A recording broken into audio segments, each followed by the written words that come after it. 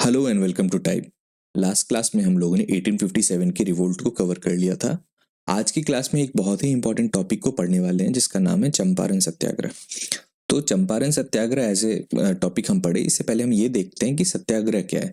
तो सत्याग्रह एक ऐसा सिद्धांत था जिसे महात्मा गांधी ने 1899 से 1902 के बीच में, जब बोर वार हो रहे थे साउथ अफ्रीका में, तब इन्होंने इवॉल्व किया था। साउथ अफ्रीका में बोर वार हो रहे थे। बोर वार क्या था? बोर वार एक ऐसा वार था जिसमें जो ब्रिटिशर्स थे साउथ अफ्रीका के अंदर, और जो वहाँ के ओरिजिनल इनहैबिटेंट्स थे, जो मतलब वहाँ के, मतलब एक अबोरिजिनल बोलो या वहाँ के जो निवासी, मूल निवासी जिसे बोलते हैं, वो थे। उनके बीच में सीरीज ऑफ वार हो रहे थे। इन्हें बोर वार का नाम दिया गया था। तो उस टाइम पे महात्मा गांधी साउथ अफ्रीका में ही रह रहे थे और उन्होंने ये एक कॉन्सेप्ट इवॉल्व किया जिसका नाम था सत्याग्रह। क्या मतलब है इसका?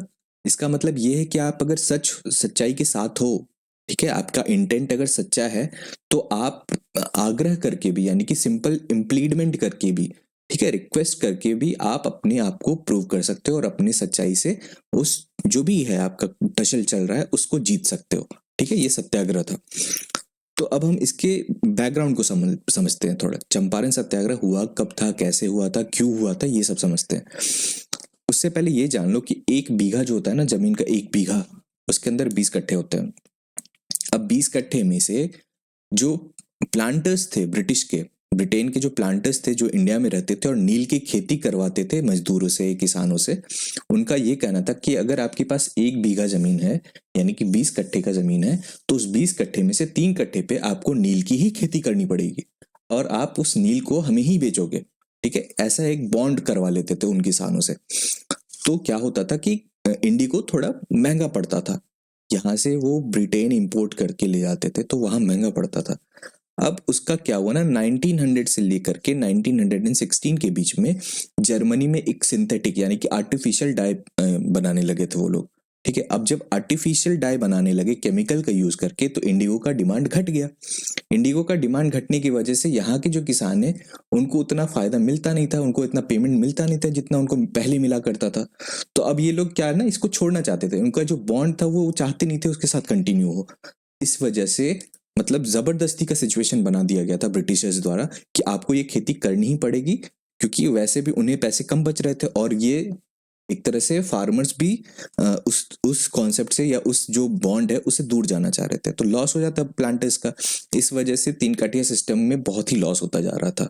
ठीक है, तो इसलिए क्या होता है ना, 1916 में लखनऊ सेशन हमने पढ़ा है, लखनऊ में कांग्रेस सेशन हुआ था। उस कांग्रेस सेशन में हुआ क्या था, मुस्लिम लीग और जो कांग्रेस वाले थे वो एक साथ आ गए थे, उनके बीच में दोस्ती हो गई थी। ये हमने पढ़ा है, लखनऊ सेशन में हुआ था, मुस्लिम लीग और आईएनसी जो हुआ था। अब 1916 के लखनऊ सेशन में क्या होता है, राजकुमार शुक्ला जो बिहार से थे, चंपारण से, वो गांधी जी से मिलते हैं जाकर के। गांधी जी से फर्स्ट मीटिंग हुई थी बिहार के लीडर की, वो थे राजकुमार शुक्ला, और उन्होंने लखनऊ में जाकर के मीटिंग करी थी उस कांग्रेस सेशन में। और उन्होंने बोला कि देखो हमारे जो फार्मर्स हैं वो बहुत परेशान है, आप आओ और थोड़ी हेल्प करो, क्योंकि आप पहले भी अपने रोल को प्रूव कर चुके हो साउथ अफ्रीका में। तो गांधी जी ने बोला ठीक है, मैं आता हूँ, मैं देखता हूँ क्या होता है। ये स्टार्टिंग पॉइंट था लखनऊ का कांग्रेस सेशन। फिर 1970 में, अब यहाँ ना हम थोड़ा टाइम लाइन देखने वाले, कहाँ गए थे गांधी जी, कब पहुंचे थे, है ना, किसने इनको रिसीव किया था, तो ये सारे क्रोनोलॉजिकली हम पढ़ने वाले हैं। तो गांधी जी पहले तो पटना आए थे। कब आए थे? 10 अप्रैल को पहुंचे थे। देखो जो जो भी डेट्स हैं, मैं तो बोलूंगा थोड़ा कॉन्शियस रहना है, रटो ना रटो, बस कॉन्शियस रखो अपने मन को। ठीक है ना? तो पटना 10 अप्रैल को पहुंचे थे गांधी जी। और वहां पे रुके किसके पास थे? तो फ्रेजर रोड में मौलाना मजहर उल हक का एक आवास है, वहीं पे वो रुके थे। तो ये डिटेल है, इसी पे क्वेश्चन आता है कि पटना पहुंचे थे, रुके किसके घर पे थे। ठीक है, तो पटना 10 अप्रैल को पहुंचे थे, रुके थे मौलाना मजहर उल हक के रेसिडेंस पे। ठीक है, उसके बाद 10 अप्रैल से वो 15 अप्रैल के बीच में मुजफ्फरपुर पहुंचे। मुजफ्फरपुर में उनको रिसीव किसने किया था? आचार्य जेबी कृपलानी। जो ये नाम है ये थोड़ा ध्यान से याद रखना। ठीक है, मौलाना मजहर उल हक, ठीक है, ये पटना में।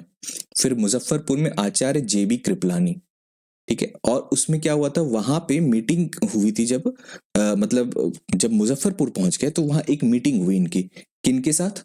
कमिश्नर जो थे LF मुर्शीद थे, और वहाँ के जो कलेक्टर थे तिरहुत डिवीजन के, उनसे उनकी मीटिंग हुई थी। वो उनसे परमिशन मांग रहे थे कि मुझे यहाँ स्टे करने दिया जाए। ठीक है, तो मुजफ्फरपुर में 15 अप्रैल को पहुंचे थे। मीटिंग किसके साथ हुई थी? LF मुर्शीद के साथ, और जो वहां के कलेक्टर थे उनसे मीटिंग हुई थी। रिसीव करने कौन पहुंचे थे मुजफ्फरपुर? तो आचार्य JB कृपलानी पहुंचे थे। इसके बाद 15 अप्रैल के बाद वो मोतिहारी जाते हैं। मोतिहारी कब पहुंचे? 18 अप्रैल को। आपको याद होगा हमने पश्चिमी चंपारण, वेस्ट चंपारण और ईस्ट चंपारण पढ़ा है। तो ये बेतिया कहलाता है और ये मोतिहारी कहलाता है। तो मोतिहारी कब पहुंचे थे? वो 18 अप्रैल को पहुंचे थे। और वहां पे किसके घर पे रुके थे? तो गोरख प्रसाद थे, उनके घर पे रुके थे, जिसे मोतिहारी धर्मशाला बना दिया गया। ठीक है, तो हमने देखा 3 जगह को। पहले तो पटना 10 अप्रैल को पहुंचे, किसके घर पे रुके थे? मजहर उल हक के घर पे रुके थे। फिर मुजफ्फरपुर कब पहुंचे? 15 अप्रैल को पहुंचे थे, किसके घर पे रुके थे? JB कृपलानी के घर पे रुके थे। परमिशन किससे ली थी उन्होंने? LF मुर्शीद और वो जो कलेक्टर वहां के तिरहुत डिवीजन के थे, उनसे परमिशन लिया था उन्होंने। मोतिहारी कब पहुंचे? 18 अप्रैल को पहुंचे थे। ठीक है, और रुके किसके घर पे थे? गोरख प्रसाद के घर पे। तो हमने थोड़ी चीजें देख ली अब तक। नाम याद रखना, डेट्स कॉन्शियस रहो। ठीक है, तो 18 अप्रैल जब वो पहुंच गए थे मोतिहारी में, तो वो एक मोतिहारी में ही एक छोटा सा गांव है जिसका नाम है जसूली पट्टी। वो जसूली पट्टी गए थे, मतलब फार्मर से उनका दुख दर्द जानने के लिए। तो जसूली पट्टी का नाम इंपॉर्टेंट है। ये कौन सा विलेज है? ये वही विलेज है जहां गांधी जी विजिट करते हैं एलिफेंट के ऊपर। ये भी पूछता है क्वेश्चन पे, कौन से एनिमल्स के ऊपर गए थे वो? घोड़ा गाड़ी था या क्या था, कार्ड था या क्या था? तो आपको याद रखना है, उससे उन्हें एलिफेंट पे लेके जाया गया था। ठीक है ना, जसूली पट्टी के अंदर। और वहां जाने के बाद सेक्शन 144 धारा लागू कर दी गई थी। मतलब उनको बताया, वहां के एडमिनिस्ट्रेशन ने बोला कि आप यहाँ नहीं स्टे कर सकते हो, आप चले जाओ, आपके रहने से यहाँ पे अनरेस्ट होने वाला है। इसलिए वहां पे उस एरिया में सेक्शन 144 लगा दिया गया था। ऑलराइट, तो मोतिहारी वो पहुंचे कब थे? 18 अप्रैल को। और जसूली पट्टी भी सेम डे गए थे वो, एलिफेंट पे बैठ करके। सेक्शन 144 CRPC का लगाया गया था, उनको बोला गया आप चले जाओ। लेकिन गांधी जी, बीइंग गांधी जी, उन्होंने रिफ्यूज कर दिया कि मैं नहीं जाऊंगा। और उन्होंने वही सत्याग्रह, क्योंकि इंटेंट साफ था। ठीक है, सिक्योर करना चाह रहे थे कि लीगल लेजिटिमेसी उनको चाहिए थी कि मैं यहाँ पे रहूंगा और कोई तरह की प्रॉब्लम नहीं होगी। इस वजह से उन्होंने रिफ्यूज कर दिया जाना। लेकिन हुआ क्या, उन्हें अरेस्ट कर लिया गया था। अरेस्ट करके उन्हें मोतिहारी के सब डिविजनल मजिस्ट्रेट के पास लेके गए।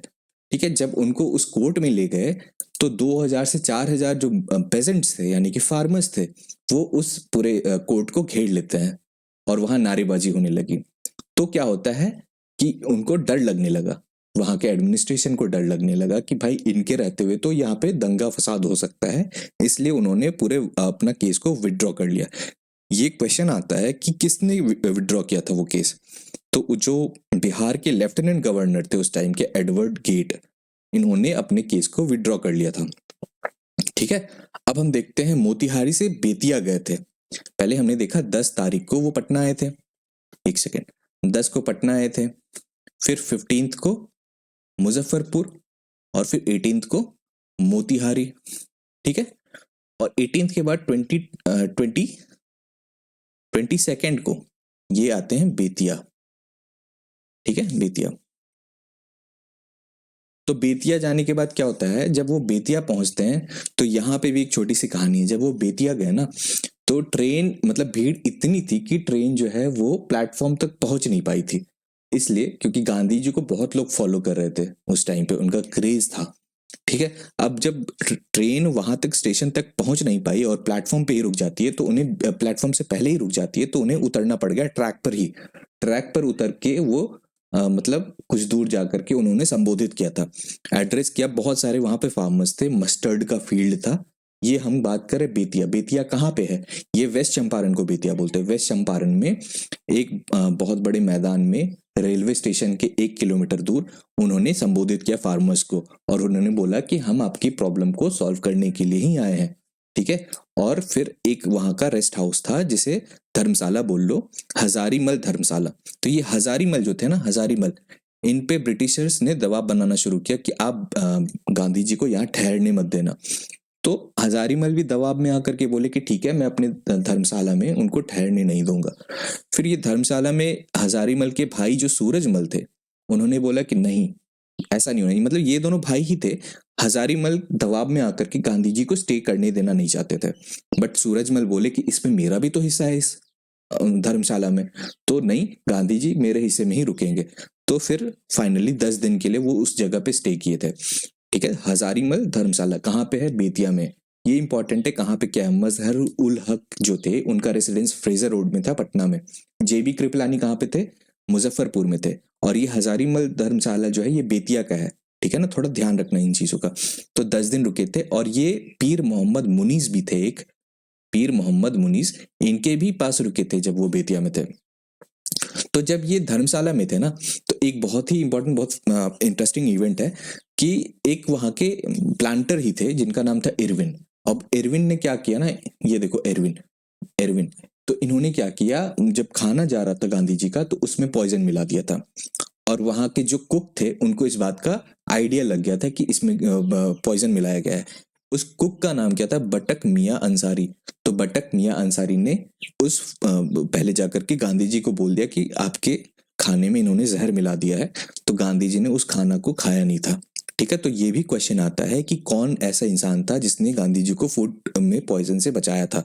तो ये बटक मियां अंसारी जो कि कुक थे, उन्होंने बचाया था। ठीक है, तो हमने पढ़ लिया हजारीमल धर्मशाला, ये एक इम्पॉर्टेंट धर्मशाला है, इसका नाम याद रखना। इसे हेरिटेज साइट भी बनाने की बात चल रही थी, ऐसा कुछ था।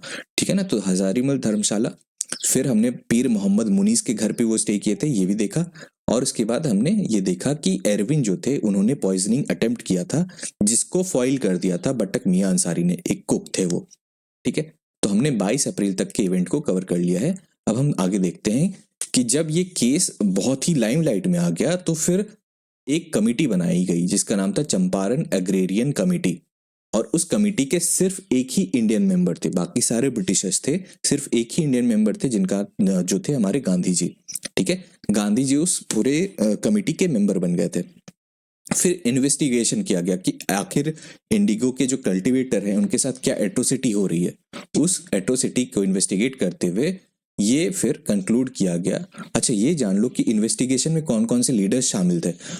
ठीक है, राजेंद्र प्रसाद थे, अनुग्रह नारायण सिन्हा थे, ब्रज किशोर प्रसाद थे, मजहर उल हक थे, आचार्य जेबी कृपलानी थे। इन 5 लीडर्स का नाम आप याद रखोगे।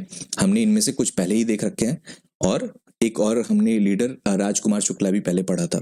ठीक है, वो भी थे। तो इन सभी लीडर्स ने इन्वेस्टिगेशन की। हजारों पेजेंट से, हजारों फार्मर्स से उनसे पूछा गया कि क्या प्रॉब्लम है, आप अपना जो दुख दर्द है हमें बताइए, उसको डॉक्यूमेंट किया गया। और फिर उस इन्वेस्टिगेशन के बाद एक एक्ट पास किया गया था जिसका नाम है चंपारण एग्रेरियन एक्ट। उस एक्ट में क्या किया, 3 काठिया सिस्टम को अबॉलिश कर दिया गया था, और रिफंड किया गया 25% अमाउंट, जो भी टैक्स वसूली की गई थी उसका 25% रिफंड भी कर दिया गया था।